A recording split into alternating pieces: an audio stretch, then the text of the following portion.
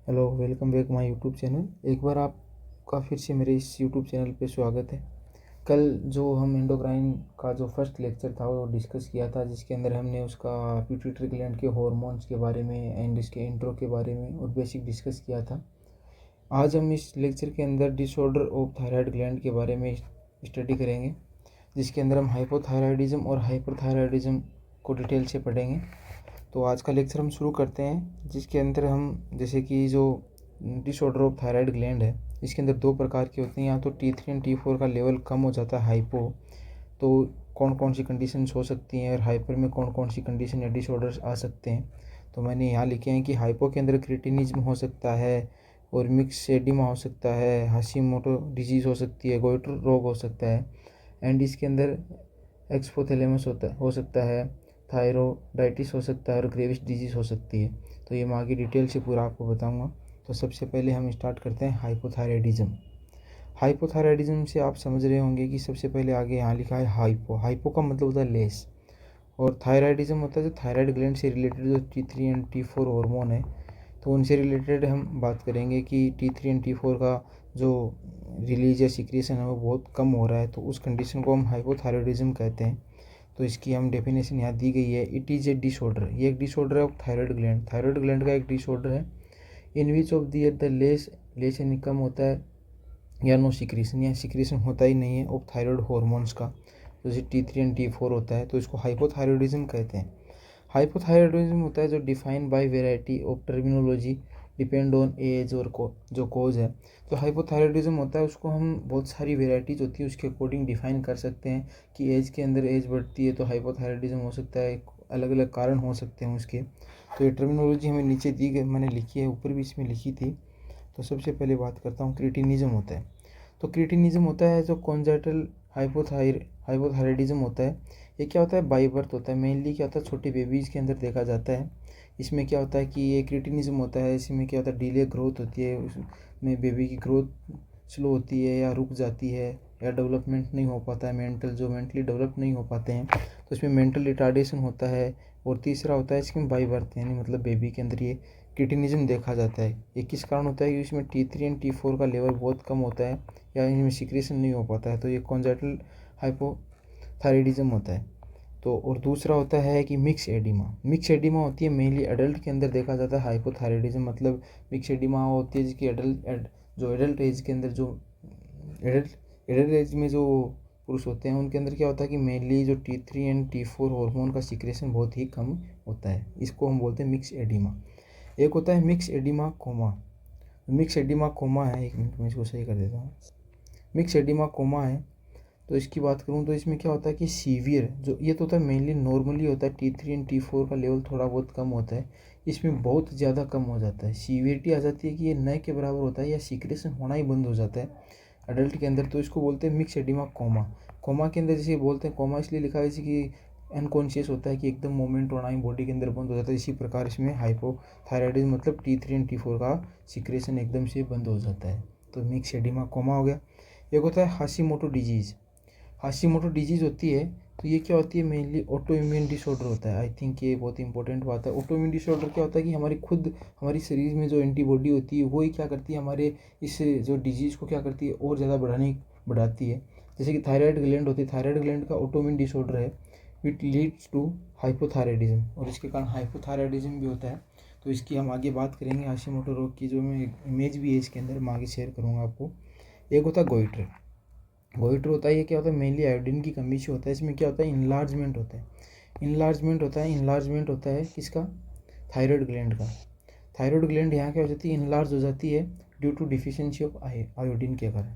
तो आयोडीन के कारण, इसकी डिफिशियंसी के कारण इसका इनलार्जमेंट हो जाता है। और आई थिंक इसके अंदर मैं बात करता हूँ कि ये टाइप्स ऑफ क्लासिफिकेशन है इसका हाइपोथायराइडिज्म में, मतलब क्लासिफिकेशन बोल सकता हूँ। तो इसमें इसको दो प्रकार से क्लासीफाई किया गया है, एक तो होता है प्राइमरी होता है, दूसरा होता है सेकेंडरी होता है। तो यहाँ मैं कुछ आपको चीज़ें थोड़ी सी क्लियर करता हूँ कि ये प्राइमरी में क्या होता है, सेकेंडरी में क्या होता है।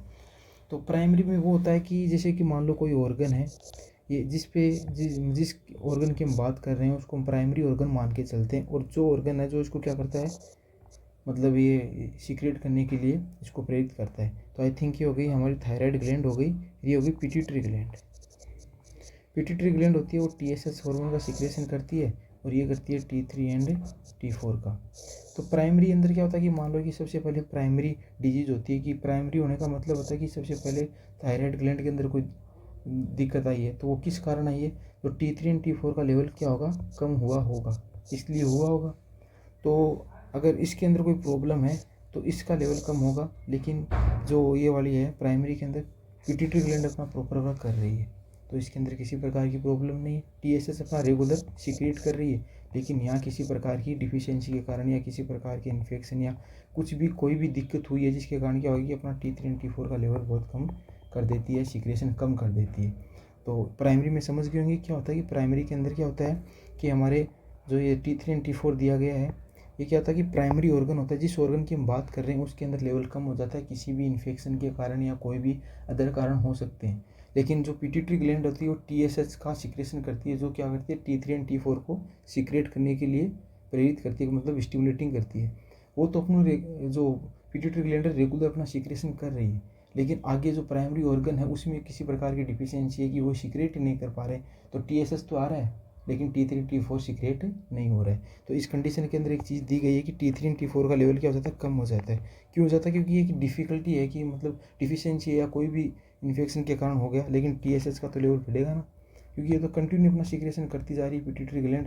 लेकिन ये क्या करे, क्योंकि मतलब जो थायराइड ग्लैंड के अंदर कोई भी प्रॉब्लम हो रखी है वो सिक्रेशन नहीं हो रहा, वहाँ नहीं हो रहा, T3 T4 का नहीं हो रहा, मतलब ये तो डिक्रीज हो गया और ये लगातार TSH से रिलीज हुए जा रहा, तो ये तो बढ़ेगा ना और ये घटेगा। तो इसमें यही चीज़ दी गई है। तो T3 एंड T4 डिक्रीज होगा लेकिन TSH का लेवल इंक्रीज होता जाता है। और दूसरी बात इसके अंदर मैं सेकेंडरी के अंदर बात करता हूँ। सेकेंडरी में क्या हो जाता है कि अब जो सेकेंडरी ऑर्गन है, कि अब जैसे कि मैं यही बात इसी में बोलूँगा कि ये पिट्यूटरी ग्लैंड है और ये थायराइड ग्लैंड है। तो थायराइड ग्लैंड के अंदर पहले तो प्राइमरी ऑर्गन ये था ना, ये सेकेंडरी ऑर्गन है।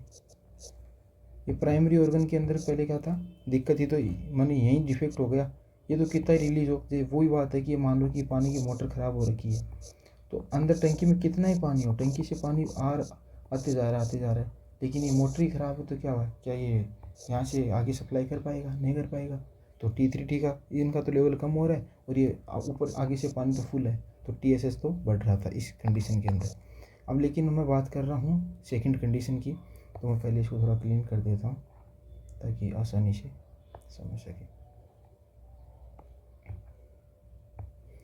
अब मैं बात करता हूँ कि अब सेकेंडरी की बात करता हूँ। सेकेंडरी में क्या होता है कि जो ये पिट्यूटरी ग्लैंड है इसी के अंदर कोई डिफेक्ट आ गया, अब इसी के अंदर दिक्कत आ गई तो TSH का लेवल है घट जाएगा। अब यही घट गया तो अब ये स्टिमुलेटिंग हार्मोन ही घट गया, तो T3 एंड T4 तो रिलीज ही नहीं होंगे, क्योंकि TSH ही तो सीक्रेट करवा रहा था।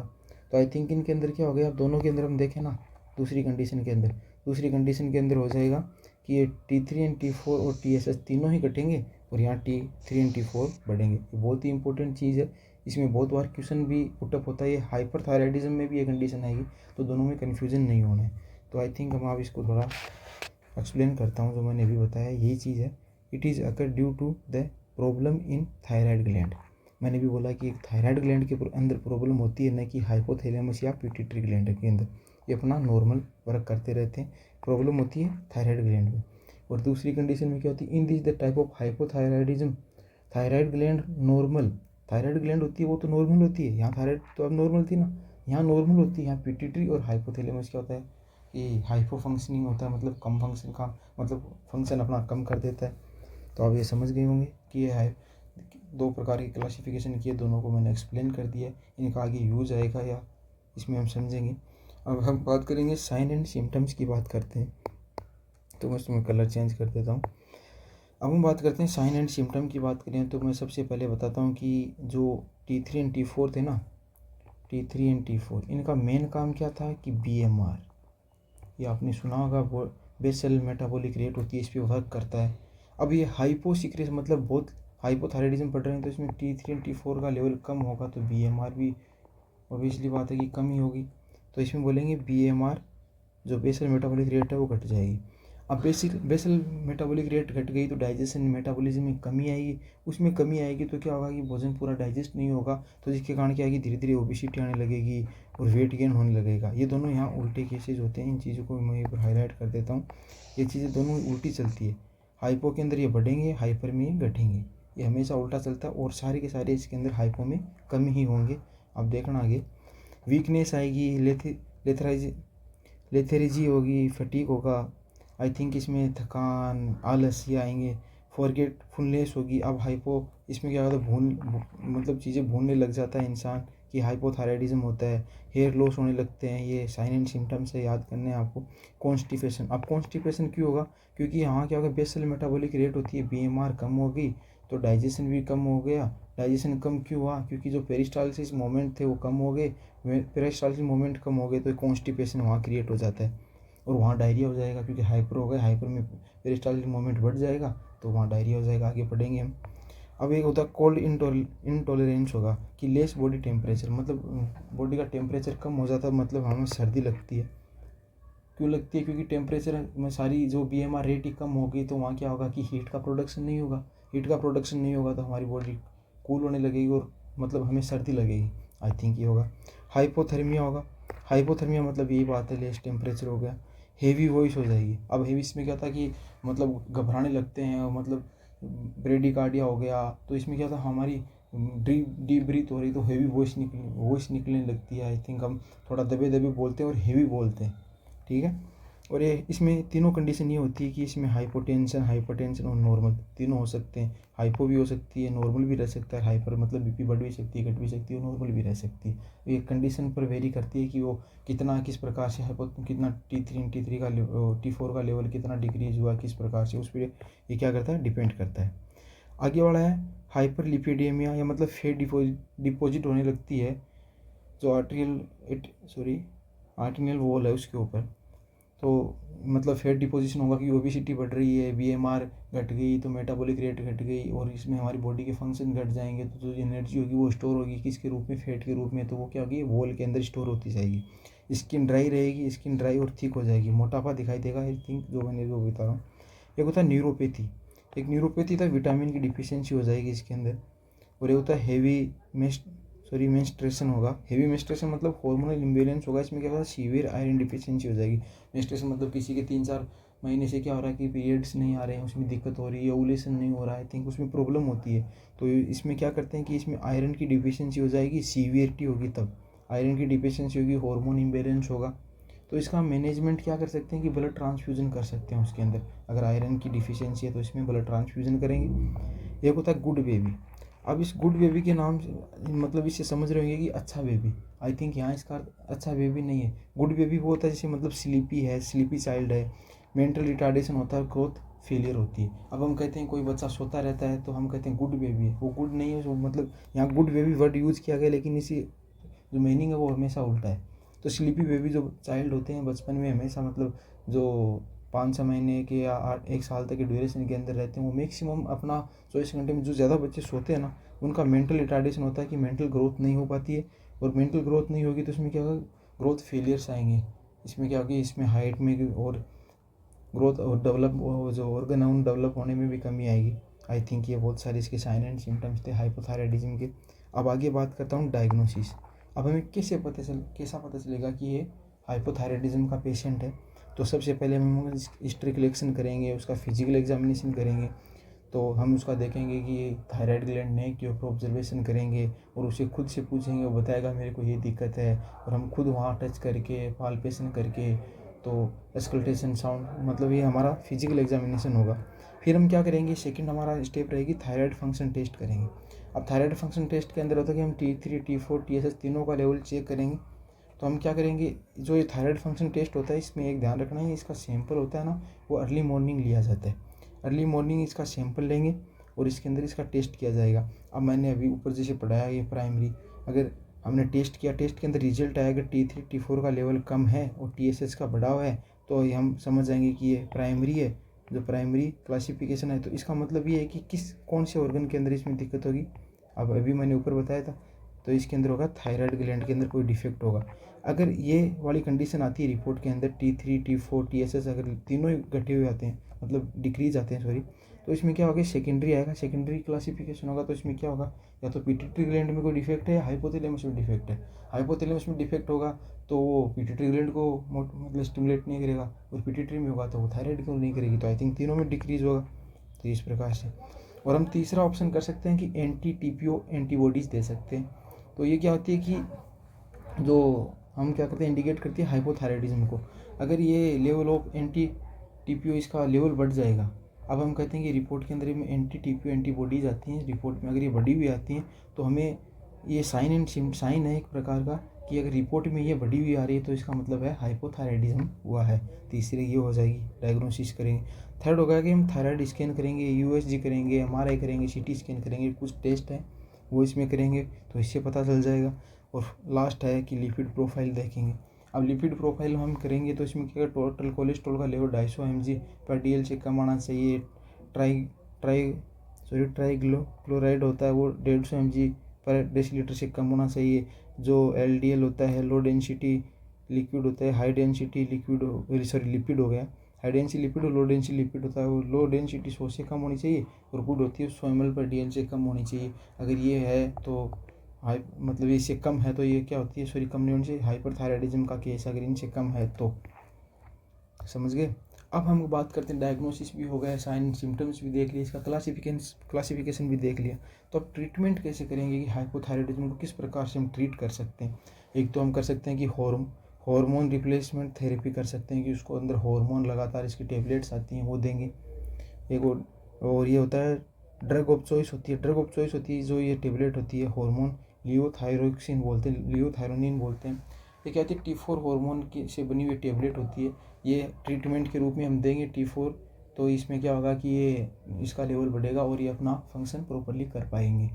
और ये क्या होती है, जो ये टेबलेट होते हैं लियोथायरोनिन होती है, ये ओडी होती है और अर्ली मॉर्निंग और इम्पटी मतलब खाली पेट दी जाती है, क्योंकि ये क्या होती है, इरिटेट नहीं करती है हमारे स्टमक को। और खाली पेट देंगे तो इसका जो रिजल्ट है वो अच्छा देखने को मिलेगा और ये लाइफ लॉन्ग होती है। क्योंकि किसी किसी के अंदर क्या होता है कि मेच्योर एज हो जाती है तो इसके अंदर क्या कि ये जो टेबलेट दे रहे हैं इसे वापस जो अपनी जो थायराइड ग्लैंड वर्क नहीं कर पाती है तो ये डिपेंडेंट हो जाते हैं इस मेडिसिन के ऊपर, लॉन्ग लाइफ चलती है।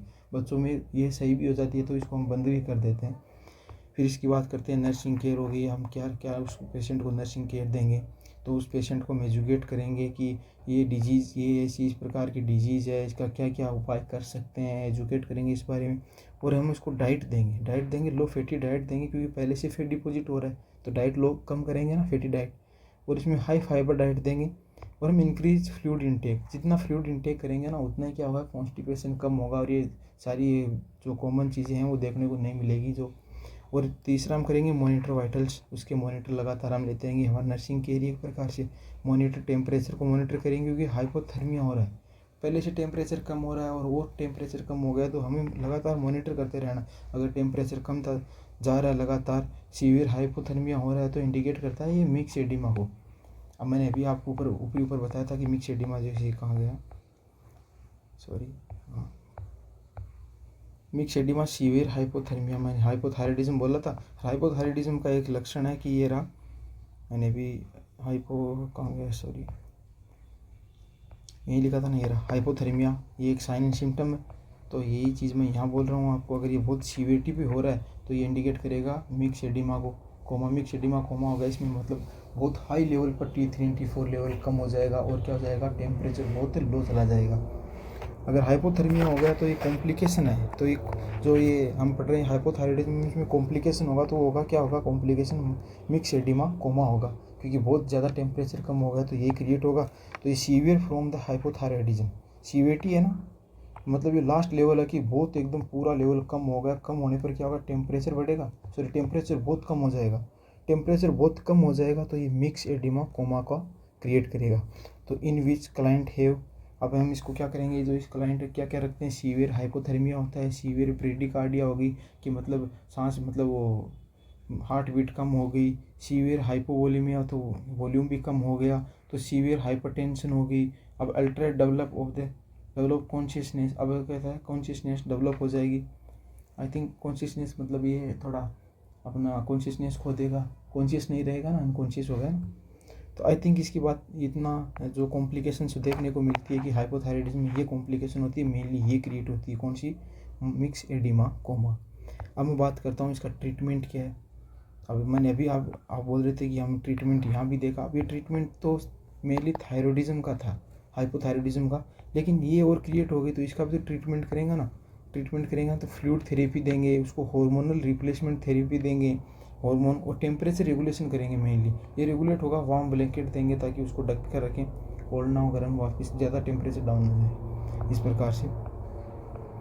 और फिर हम हमारा एक तो हाइपोथायरॉयडिज्म तो टॉपिक कंप्लीट हो चुका है। अब हम पढ़ेंगे हाइपरथायरॉयडिज्म।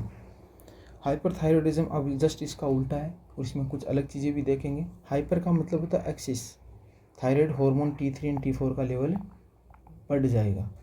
तो अब मैं बात करता हूँ डेफिनेशन की, वो इससे उल्टा कर देंगे। It is the disease of thyroid gland. Thyroid gland की डिजीज होती है इन विच हाइपर सिक्रेशन होता है thyroid hormone from the thyroid gland से T3 एंड T4 का। अब मैंने यहाँ ऊपर जैसे मैं क्लासिफिकेशन दो जो लेक्चर स्टार्ट किया था दिखाया था ना, ग्रेविस डिजीज, थायरॉयडाइटिस और एक्सोप्थेलेमस। अब मैंने ये इतना बता दिया था आपको। तो अब मैं बात करता हूँ कि ग्रेविस डिजीज़ के बारे में बताता हूँ। ग्रेविस डिजीज़ क्या होती है? ये भी एक ऑटोइम्यून डिसऑर्डर है। वहाँ क्या था, हाशिमोटो था ना, अभी मैंने आपको बताया था। किधर गए, अच्छा यहाँ हाशिमोटो था, मार्क करिए। यहाँ हाशिमोटो इम्यून डिजीज था, ऑटोइम्यून डिसऑर्डर था। यहाँ ग्रेविस डिजीज ऑटोइम्यून डिसऑर्डर होता है। अब ये कंडीशन हाशिमोटो की है, ये ऑटोइम्यून ग्रेविस डिजीज, और ये एक्सोप्थेलेमस की है। तो आई थिंक मैं बात करता हूँ ऑटोइम्यून डिसऑर्डर होता है। इसमें क्या होता है, TSH का लेवल होना था ना, TSH का लेवल बढ़ जाता है, T3 T4 का लेवल भी बढ़ जाता है। अब क्यों? क्योंकि इसके अंदर जो पिट्यूटरी ग्लैंड है वही क्या हो जाती है, इफेक्ट, इस पर इफेक्ट पड़ता है। तो यहाँ का लेवल बढ़ेगा तो ये भी बढ़ेगा। अब मैंने जो ये चीज़ बताई ना, उसका थोड़ा सा मैं कंक्लूजन बताता हूँ कि किस प्रकार से होता है। अब ये TSH का लेवल बढ़ रहा है ना, और T3 एंड T4 का लेवल भी बढ़ रहा है। अब ये क्या था, ऑटो इम्यून हाइपरथायराइडिज्म बोलते हैं। अब क्या होता है कि हमारा खुद का इम्यून सिस्टम क्या करता है कि हमारी जो पिट्यूटरी ग्लैंड है उसको स्टिमुलेट करता है कि TSH का सिक्रेशन कर, TSH का सिक्रेशन कर। तो वो TSH का सिक्रेशन अगर ज़्यादा होगा तो इनका लेवल भी बढ़ेगा, तो ये हाइपरथायराइडिज्म की कंडीशन होगी। तो हाइपरथायराइडिज्म की कंडीशन के अंदर तो पढ़ रहे हैं ना कि क्यों हो रहा है, तो ऑटोइम्यून हाइपरथायराइडिज्म के कारण हो रहा है। जिसके कारण क्या होता है कि ग्रेविस डिजीज़ होती है कि T3 एंड T4 का लेवल बढ़ जाता है ना, तो हमारी आँखें इस प्रकार से हो जाती है। ड्यू टू इसमें दिखाया गया है प्रोटीशंस ऑफ आई बॉल हो गया, फेट एंड फ्लूइड डिपोजिशन हो गया बिहाइंड द आई बॉल। तो ये और ये दोनों सेम ही है, वैसे थोड़ा इनका डेफिनेशन अलग है। ऑटोइम्यून दिया गया है, इसके अंदर ये वाली कंडीशंस होती हैं, ये दे रखी। इसके अंदर नीचे आंखों के नीचे डिपोजिशन हो जाता है फेट का और फ्लूइड का। इसमें देखो फ्लूइड भर जाता है नीचे। आई थिंक ये ग्रेविस डिजीज़ का साइन है। और दूसरी हो गई थायरोडाइटिस हो गई। इसमें कहता है इन्फ्लामेशन ऑफ थायराइड ग्लैंड। तो इन्फ्लामेशन हो रहा है इसका, देखो इन्फ्लामेशन हो रहा है, इसको गोइटर भी होता है, गोइटर वाली कंडीशन भी होती है। हाशिमोटो रोग भी इसी प्रकार, ये हाशिमोटो रोग का भी सिम्टम यही है, गोइटर का भी यही है, और ये इसमें जो थायरोडाइटिस हो रहा है इसका सिम्टम्स भी यही है। अब इसमें आप बोलोगे कि ये थायराइड का क्या, कि हाइपर सिक्रेशन होगा ना, हाइपर सिक्रेशन होगा तो क्या होता है, इन्फ्लामेशन हो जाता है। ठीक है, इस प्रकार से। अब मैं बात करता हूँ कि हाइपरथायराइडिज्म के बारे में। हम बात करते हैं इसकी क्लासिफिकेशन की, जैसे कि हमने हाइपो में की थी कि प्राइमरी और सेकेंडरी दो होते हैं। तो प्राइमरी में मोस्ट कॉमन यही देखने को मिलता है, हाइपर सिक्रेशन के अंदर प्राइमरी होता है। अब प्राइमरी मैंने बोला कि जो हमारी जो ग्लैंड है, अगर वही क्या हो रही है कि डिफेक्ट हो गया हमारे ग्लैंड में, तो इसमें हाइपर हो गया, ये मतलब बहुत ज़्यादा सिक्रेशन कर रही है, T3 T4 का सिक्रेशन हो रहा है, लेकिन TSH का लेवल कम है। अब इस चीज़ को आप यहाँ रिलेट कर पा रहे होंगे ऊपर वाली से कि वहाँ हाइपो था तो उल्टा था ना, यहाँ इसका उल्टा हो गया। ये चीज़ समझ गए होंगे, मैंने अभी ऊपर एक्सप्लेन की थी, उसका सेम उल्टा है। वहाँ हाइपो था तो हाइपो के अंदर सिक्रेशन कम होगा लेकिन TSH का लेवल बढ़ रहा था।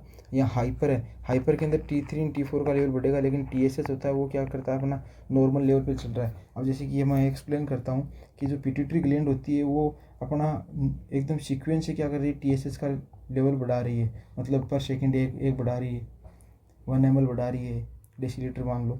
अब लेकिन ये TSH एंड T3 है ना, ये क्या हाइपरथायराइडिज्म के कारण कंपेयर टू TSH के कारण TSH ज़्यादा बढ़ रहे हैं कंपेयर टू, तो TSH ऑटोमेटिकली कम हो जाएगा ना। अगर मान लो कि 1 मिनट के अंदर TSH एंड T3 10 बढ़े, और जो 1 मिनट के अंदर TSH है वो अपना नॉर्मल लेवल पे बढ़ रहा है, 1 2 3 4 5 तक ही बढ़ा, तो वो 10 ये 5 तो कंपेयर टू TSH कम ही है ना। तो इस प्रकार से ये कंडीशन है, मैंने ऊपर भी एक्सप्लेन की थी। अब यहाँ हो गया सेकेंडरी, मतलब पिट्यूटरी एडिमा होगा। अब पिट्यूटरी ग्लैंड हाइपोथैलेमस में एडिमा हो गया, तो TSH का लेवल इंक्रीज होगा तो T3 एंड T4 का लेवल भी इंक्रीज होगा। क्योंकि हम हाइपर की कंडीशन पढ़ रहे हैं ना, तो इस प्रकार से हम। अब मैं थर्ड वन आगे बात करता हूँ, क्लिनिकल मैनिफेस्टेशन की बात करता हूँ, वही साइन एंड सिम्टम्स की बात करता हूँ। उल्टा हो जाएगा सारा, यहाँ BMR बढ़ेगी, वहाँ घट रही थी। अब यहाँ ये देखो, ये चीज़ थी वेट लॉस। अब BMR बढ़ेगी, मेटाबॉलिक रिएक्शन बढ़ेगी तो डायरिया होगी, कॉन्स्टिपेशन सॉरी डायरिया बढ़ेगा तो हम बॉडी में स्टूल पास आउट जल्दी होगा। तो डायरिया बढ़ने से क्या होता है, वेट लॉस होता है। एक्सेसिव हंगर लगती है, बहुत ज़्यादा भूख लगती है, आई थिंक समझ रहे होंगे। इसके बाद हम डायरिया कोज हो सकता है क्योंकि BMR बढ़ रहा है, तो BMR बढ़ने पर पेरिस्टाल्सिस मूवमेंट बढ़ेगा तो डायरिया बढ़ जाएगा। हाइपरथर्मिया, वहाँ हाइपोर आए, हाइपर होगा, टेम्परेचर इंक्रीज होगा, ये हाइपरटेंशन होगी क्योंकि यहाँ BP बढ़ेगी ना, क्योंकि यहाँ ट्रेकीकार्डिया होगा। यहाँ ट्रेकीकार्डिया एक मेन प्रॉब्लम है। अब एक बात करता हूँ, एक तो ब्रेडीकार्डिया, एक ट्रेकीकार्डिया। ब्रेडीकार्डिया को डिजीज़ नहीं, लेकिन ट्रेकीकार्डिया एक बहुत ही गंभीर डिजीज़ है क्योंकि इसके अंदर हार्ट फेलियर हो सकता है, तो मेन कोज ये हो रहा है। पाल्पेशन हो गया, ट्रिमर्स हो गए, एंजिटेंशन हो गया, रेस्टलेसनेस हो गया, कॉमन लक्षण ये भी देखे जाते हैं इसमें। इंसोमिया हो गया और माल अब्जॉर्प्शन हो गया, अब्जॉर्प्शन कम हो गया क्योंकि पेरिस्टाल्सिस मूवमेंट बढ़ गया, टाइम ही नहीं मिल रहा है भोजन को अब्जॉर्प्शन करने का।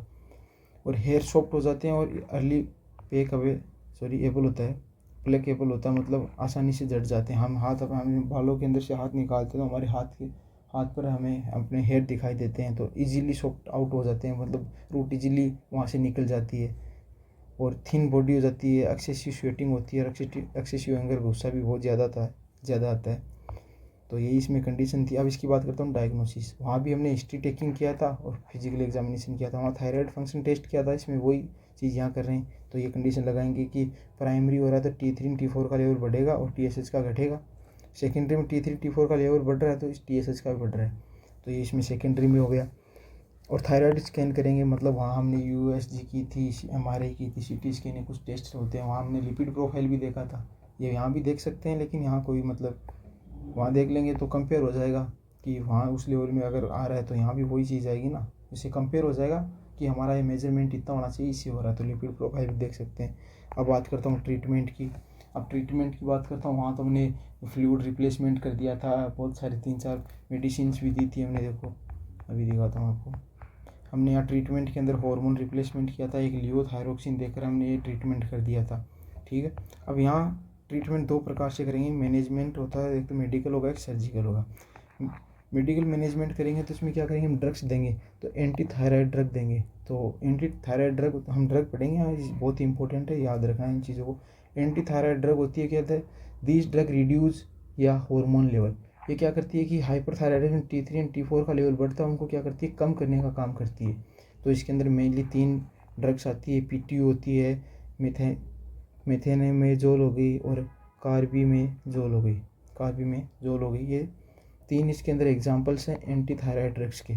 अब इनमें क्या कहते हैं, जो PTU होती है ना, ये क्या होती है, मेनली क्या होती है, फर्स्ट ट्राइमेस्टर ऑफ प्रेगनेंसी, ये प्रेगनेंसी के अंदर यूज़ की जाती है। इसको हम इम्पोर्टेंट रखना है क्योंकि प्रेगनेंसी के अंदर सेफ है। ये क्या करती है कि बच्चे को किसी प्रकार का प्रॉब्लम नहीं होती है, ये आफ्टर मील दी जाती है, क्योंकि ये अगर हम खाली पेट लेंगे तो इसमें इरिटेशन भी देखने को मिलता है, तो इसको आफ्टर मील लेते हैं। और ये प्रेगनेंसी में सेफ है, क्योंकि अगर कोई वुमेन प्रेग्नेंट है तो हम ये प्रीफर करेंगे, वरना उसके अंदर क्या हो सकता है, बच्चा गिर सकता है। आई थिंक ये समझ गए होंगे आप। इसके बाद होती है जो आगे जो दोनों मेडिसिन दी, ये मेडिसिन है, इन तीनों के साइड इफ़ेक्ट देखने को मिलते हैं। अगर ये ओवरडोज दे देंगे ना, हम ज़्यादा दे देंगे ना, तो ज़्यादा देने से क्या हो जाएगा, T3 और T4 का लेवल बहुत कम हो जाएगा। ये चीज़ देख रहे हो ना, मतलब कोई भी चीज़ हम ओवर देते हैं तो उसका एडवर्स इफेक्ट आने लगता है, दूसरा इफेक्ट आने लगता है, सेकेंडरी इफेक्ट बोलते हैं जिसको।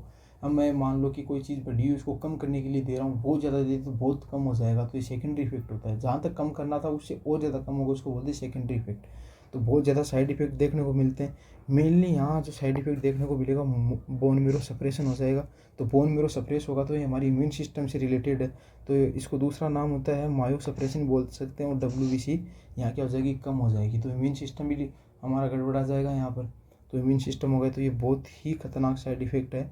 इसको हम मतलब बिना डॉक्टर की प्रिस्क्रिप्शन के नहीं दे सकते, और एक लिमिट में देते हैं इन ड्रग्स को। तो इसमें हमारी नर्सिंग रिस्पॉन्सिबिलिटी भी होगी। वो क्या होगी कि हम चेक CBC करेंगे फ्रीक्वेंटली, हम CBC को फ्रीक्वेंटली चेक करेंगे कि इसके अंदर सारे लेवल्स देखेंगे कि नॉर्मल लेवल में चल रहा है नहीं चल रहा है, T3 सारे लेवल आएंगे हार्मोन्स के। इफ़ क्लाइंट हैव फीवर, अब ये 1-2 कंडीशन, अगर फीवर और शोर थ्रोट हो रहा है तो इंफॉर्मेशन ऑफ हेल्थ के प्रोवाइडर को या प्रोफेशनल को हम इन्फॉर्म करेंगे। अगर मान लो कि मैंने इसमें फीवर आ रहा है, शोर आ रहा है, तो मैंने मान लो कि कोई टेबलेट दी है और इसमें फीवर आ गया और ये शोर थ्रोट हो गया। अब इसका साइड इफ़ेक्ट मतलब ये सेकेंडरी इफ़ेक्ट आ रहे हैं। तो ये क्यों आ रहा है, फीवर क्यों हो रहा है? फीवर इसलिए हो रहा है क्योंकि यहाँ की जो बोन मेरो सप्रेशन हो रहा है, तो बोन मेरो सप्रेशन होने के कारण WBC बहुत कम हो रही, तो हमारा इम्यून सिस्टम वर्क नहीं करेगा, तो वहाँ क्या होगा, फीवर आएगी, इन्फेक्शन होगा तो फीवर इंक्रीज होगी। तो हमें ये मतलब इसीलिए बोलते हैं कि ये ड्रग्स होती हैं बहुत ही केयरफुली दी जाती हैं। एक होती है, दूसरी मेडिसिन होती है बीटा ब्लॉकर। ये क्या करती है, हार्ट के कॉन्ट्रैक्शन हो रहा है उसको कम करती है, मतलब ट्रैकीकार्डिया को कम करने के लिए दी जाती है beta blocker. It is use of control symptom like tachycardia हो गया, पाल्पिटेशन हो गया, ये और हाइपरटेंशन हो गया, ये बीपी को और ये सबको कम करने के लिए बीटा ब्लॉकर का हम यूज़ करते हैं। तो इनमें 3 एग्जांपल हैं। अब जैसे कि लोल लग रहा है ना लास्ट में, वो बीटा ब्लॉकर होती है, जिसमें प्रोपेरानोल हो गया, मेटाप्रोलोल हो गया, एट्यूनोल हो गया, ये सारी की सारी बीटा ब्लॉकर हैं। इसमें साइड इफ़ेक्ट भी देखने को मिलते हैं, bradycardia and hypertension. I think समझ गए। और इसमें बात करता हूँ, नर्सिंग रिस्पॉन्सिबिलिटी भी होती है, check heart rate and BP. हमें हार्ट रेट बीपी लगातार चेक करती रहने की, मान लो कि हमने बहुत ज़्यादा दे दी तो ब्रेडिकार्डिया हो सकता है ना, हाइपरटेंशन बीपी लो भी जा सकती है। तो हमें चेक करते रहना दोनों को, ताकि मेंटेन रहे हर चीज़। अब तीसरी ड्रग होती है स्टीरॉयड ड्रग्स भी दे सकते हैं कि हाइपरटेंशन हो गए तो स्टीरॉयड ड्रग भी हम इसमें प्रीफर करेंगे। तो इसके अंदर क्या करेंगे कि एंटी इन्फ्लामेटरी ड्रग होती है, जो स्टीरॉयड ड्रग होती है, जो हमारी इन्फ्लामेशन, जो स्वेलिंग हो रखी है, इनको कम करने का काम करती है। जिसमें एग्जांपल्स हो गए, डेक्सामेथासोन हो गया, प्रेडिनिसोलोन हो गया और मिथाइल प्रीडिनिसोल हो गया। तो ये जो मेडिसिन्स हैं इसके साइड इफ़ेक्ट भी देखने को मिलते हैं। हर मेडिसिन के साइड इफ़ेक्ट होते हैं। इसमें हाइपरग्लाइसेमिया हो जाएगा, चेक ब्लड शुगर लेवल, इसमें शुगर लेवल, और इसमें होता है इम्यून सप्रेशन भी होता है, तो इसमें क्या होता है, रिस्क ऑफ इन्फेक्शन का भी चांस रहता है। चौथी होती है रेडिएशन थेरेपी। इसमें क्या होता है, these agent destroy the cell of thyroid glands और so that it will be decrease production of T3 and T4। इसमें क्या होता है, रेडिएशन थेरेपी के अंदर क्या होता है कि जो एजेंट होता है इसको, जो थायराइड ग्लैंड को क्या होता है, डिस्ट्रॉय कर देता है। मतलब कैंसर की कंडीशन के अंदर रेडिएशन थेरेपी दी जाती है। अगर मान लो कि थायराइड कैंसर हो गया तो इसके अंदर क्या होता है कि रेडिएशन थेरेपी दी जाती है, जिससे क्या होता है कि इसमें T3 एंड T4 का प्रोडक्शन बहुत कम हो जाता है। एक जो 5 नंबर का है SSKI, इसको होता है saturated solution of potassium iodine. ये जो क्या होती है कि एक ऐसी मेडिसिन होती है जो सर्जरी से पहले दी जाती है, जिसके कारण क्या होता है कि जो इसमें होता है वस्कुलरिटी होती है, कि मान लो कि हमारी जो पिट्यूटरी ग्लैंड होती है वो मतलब 100 पिट्यूटरी ग्लैंड निकालने के बाद 100 डेज तक वो वर्क कर सकती है। तो इसमें क्या होता है कि अगर जैसे हम उस पिट्यूटरी ग्लैंड को निकालेंगे, पहले से T3 एंड T4 का लेवल इंक्रीज है और जैसे सडन निकालेंगे तो और लेवल बढ़ेगा। तो ये जो मेडिसिन है, ये देने पर क्या होता है, इसकी वस्कुलरिटी क्या होती है कि सब्सटेंस होती है जो डिक्रीज करती है इसकी वस्कुलरिटी को, उसका प्रभाव कम कर देती है। और इसके अंदर क्या होता है कि जो नर्सिंग केयर होती है, इसमें क्या होता है, dilute solution with juice and वो यूज स्ट्रो करते हैं। इसमें क्या करते हैं कि जो ये जो मेडिसिन देते हैं उसको डाइल्यूट करते हैं सॉल्यूशन के साथ, और जूस और स्ट्रो के साथ इसको लिया जाता है। और इसके अंदर जो हमने अभी पढ़ा है मेडिकल मैनेजमेंट हो गया पहला, अभी जो ये रहा मेडिकल मैनेजमेंट ट्रीटमेंट हो गया। दूसरा होता है सर्जिकल। ये होता है ऑपरेशन से पहले दी जाने वाली ड्रग होती है। इसमें क्या होता है कि ये उसकी वस्कुलरिटी को कम करती है, T3 एंड T के प्रभाव को कम करती है। सडन क्या होता है कि इंक्रीज होने के कारण क्या होता है, ट्रैकीकार्डिया हो सकता है ना, जिसके कारण पेशेंट की डेथ हो सकती है, इसलिए इसको देना बहुत ज़रूरी है। सर्जिकल मैनेजमेंट में होता है, जो इसकी बात करता हूँ, थायरोडेक्टोमी होता है। इसमें क्या होता है, रिमूव ऑफ थायराइड। तो ये लास्ट होता है, सर्जिकली हम इसको रिमूव कर देते हैं थायराइड को, अगर ये ज़्यादा ही हाइपर थायराइडिज्म की कंडीशन होती है तब। तो प्री ऑपरेटिव पेशेंट होता है ऑपरेशन से पहले, तो ऑल एंटी थायराइड ड्रग्स होती है, वो सारी की सारी जो एंटी थायराइड ड्रग्स हमने PTU अभी पढ़ी थी ना ऊपर तीनों, उनको चालू कर देंगे। शुड भी एडमिनिस्ट्रेशन मतलब करेंगे बिफोर सर्जरी से पहले स्टार्ट कर देंगे। एंड प्री ऑपरेटिव मेडिकेशंस होती है जो मैंने भी जो बताई थायराइड वाली, तो इसको मैं हाईलाइट कर देता हूँ। एंटी थायराइड ड्रग्स होती है, इनको चालू कर देते हैं। To prevent thyroid storm. Thyroid storm मतलब जैसे सडन निकालते, स्ट्रोम मतलब होता है कि सडन इंक्रीज होना, इसको बोलते हैं थायराइड स्ट्रोम। मतलब T3 एंड T4 का लेवल सडन इंक्रीज होता है ड्यूरिंग सर्जरी। तो इससे बचाने के लिए हम क्या करते हैं कि ये वाली मेडिसिन देते हैं तो ये मेडिसिन क्या करती है, T3 एंड T4 की लेवल को कम करने का काम करती है, इसलिए स्टार्ट कर देते हैं। तो इससे हम थायराइड स्ट्रोम से बच सकते हैं, समझ गए, ताकि मतलब सडन इंक्रीज ना हो ट्रेकिकार्डिया और होने के कारण पेशेंट की डेथ भी हो सकती है इसलिए। और पोस्ट ऑपरेटिव होता है, इसमें कहता है assist the client for respiratory disease होता है, इसके लिए असिस्ट करेंगे क्लाइंट को। जैसे नेक एडिमा होगी, नेक पर एडिमा हो रही है, उसको असिस्ट करेंगे, ऑपरेशन के बाद उसको चेक करेंगे और सही करेंगे ताकि एडिमा ना हो वहाँ। कि always keep TT beach side होता है, इसमें बोलते ट्रोमेकोस्टोमिक ट्यूब होती है, जब ट्रे बोलते हैं इसको। ये क्या होता है, पेशेंट के साइड में रखते हैं कि किसी प्रकार की एडिमा हो तो वहाँ उसको हम क्लीन कर सकें। फिर दूसरा था असिस्ट द क्लाइंट दो पर मैंने इसको लिख दिया, assist the client for haemorrhage. अगर मान लो किसी पेशेंट को हेमोरेज हो रहा है और वो सुपाइन पोजीशन में सो रहा है, तो सारा ब्लड क्या होता है कि वहाँ से निकल के नेक के पीछे वाले साइड के अंदर चला जाता है, क्योंकि एकदम सीधा सुपाइन सो रहा है, अपर साइड में मुंह है। तो इसके अंदर क्या हो जाएगी, हमको ये भी कोशिश करना है कि उसके नेक के पीछे किसी प्रकार का ब्लड ना हो, कि ये नेक है, ये हेड है, तो यहाँ से सर्जरी की तो ये ब्लड नीचे की नेक के पीछे वाली साइड में जाता है। तो वो हम कोशिश करना, देखना है और उसको क्या करना है, प्रिवेंट करना है। हेमोरेज हो रखा है तो वो एक साइन है, तो इसी में हमारा पोस्ट ऑपरेटिव काम है, नर्सिंग केयर है एक प्रकार की है। फिर होता है assist for the recurrent laryngeal nerve damage. अब ये नोट सेट का क्वेश्चन है, ये बहुत बार पूछा जाता है कि आस्क क्लाइंट फॉर स्पीक। ये होता है होर्सनेस ऑफ वॉइस, मतलब होर्सनेस ऑफ वॉइस होता है, ऐसे कौन सी कंडीशन इसके अंदर होर्सनेस वॉइस हो जाती है, होर्स के जैसी हो जाती है। ये क्या होता है कि जब तो ये ट्रेकियोटोमी थायराइडोटोमी करते हैं तो इसके अंदर क्या होता है कि थायराइड हटाते हैं, तो उसके साथ साथ क्या होता है कि हमारे जो इसके पीछे लेरिंग्स होता है, तो उसका जो एक क्या होता है कि नर्व के साथ भी कट हो जाती है, तो वो डैमेज हो जाती है, तो उसको कहते हैं रिकरेंट लेरिंजियल डैमेज कहते हैं, लेरिंजियल नर्व डैमेज कहते हैं। इसके कारण होर्सनेस वॉइस हो जाती है। फिर एक होता है हाइपोथायराइडिज्म होता है, जिसमें क्या होता है कि हाइपोथायराइडिज्म की बात करता हूँ, देन इसमें हाइपोथायराइडिज्म हो जाता है। फिर थायरोक्सिन के अंदर लाइफ लॉन्ग ड्रग होती है। हाइपोथायराइडिज्म के अंदर क्या होता है, थायरोक्सिन ड्रग हम लाइफ लॉन्ग देते हैं। एक होता है हाइपोकैल्सीमिया। ये इंपॉर्टेंट चीज़ है कि हाइपोकैल्सीमिया कैसे होती है, जब हम थायराइड ग्लैंड को हटाते हैं तो थायराइड ग्लैंड के पीछे पैराथायराइड ग्लैंड भी कई बार साथ हट जाती है, जो क्या करती है, पीटीएच हार्मोन जो क्या करती है, कैल्शियम के लेवल को कंट्रोल करने का काम करती है, वो भी रिमूव हो जाती है। इसके कारण कहते हैं इसका लेवल कम हो जाता है। ये भी नोट का क्वेश्चन है कि ड्यू टू रिमूव वो पैराथायराइड ग्लैंड होने की, अब कहते हैं कि हमने ये थायराइड ग्लैंड हटाई और इसके अंदर हाइपोकैलेमिया क्यों होता है, तो इसलिए होता है क्योंकि पैराथायराइड ग्लैंड भी कई बार हट जाती है। तो इसमें नर्सिंग केयर देंगे, ऐसी वाइटल साइन, हम इसका वाइटल साइन लेंगे, पल्स रेट देखेंगे। फिर client have exophthalmia, so eye ball होता है, eye ball should be protected होता है। एडवाइस वियर आई ग्लोज कहते, मतलब आई ग्लास कहते हैं कि मतलब ये होता है ना कि कई बार क्या होता है एक्जिथेल्मिया हो गया तो इसमें क्या आई बॉल के को प्रोटेक्ट करके रखते हैं, क्योंकि इसके अंदर जो आई बॉल होती है उसके नीचे एडिमा हो जाती है, उसके अंदर फ्लूइड और फेट का डिपोजिशन होने लग जाता है, तो बोलते हैं कि चश्मा लगा के रखो, ठीक है। फिर एक हम डाइट पे भी ध्यान देंगे कि इसमें high calorie, high carbohydrate, high vitamin रखेंगे। और दूसरी assist the client for thyroid storm. Thyroid स्ट्रोम से बचाने के लिए मतलब सडन नहीं उठाएंगे उसको, सडन उठाने से पहले जो अभी मैंने एक मेडिसिन बताई थी ऊपर ये रही SSKI, ये देंगे। एक होता है एंटी ड्रग्स चालू कर देंगे। ये क्या करेंगे, T3 एंड T4 की लेवल को कम करेंगे तो क्या होगा, सडन स्ट्रोम नहीं आएगा, थायराइड जो हॉर्मोन्स का स्ट्रोम नहीं आएगा।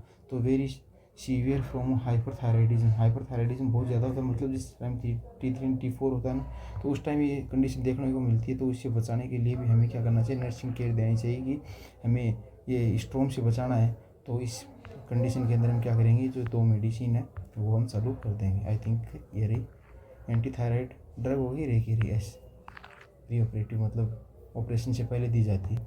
तो आई थिंक यहाँ तक आपको समझ में आएगा। कल हम पैराथायराइड की डिजीज़ के बारे में पढ़ेंगे। तो आज ये सारा मतलब जो डिसऑर्डर था थायराइड से संबंधित, तो ये आपको अच्छे से समझ में आया होगा। तो अगर कोई चीज़ समझ में नहीं आई तो मुझे कमेंट करें, वो मैं आपको अच्छे से समझा दूँगा। और इसके लिए आपका बहुत बहुत धन्यवाद। Thank you.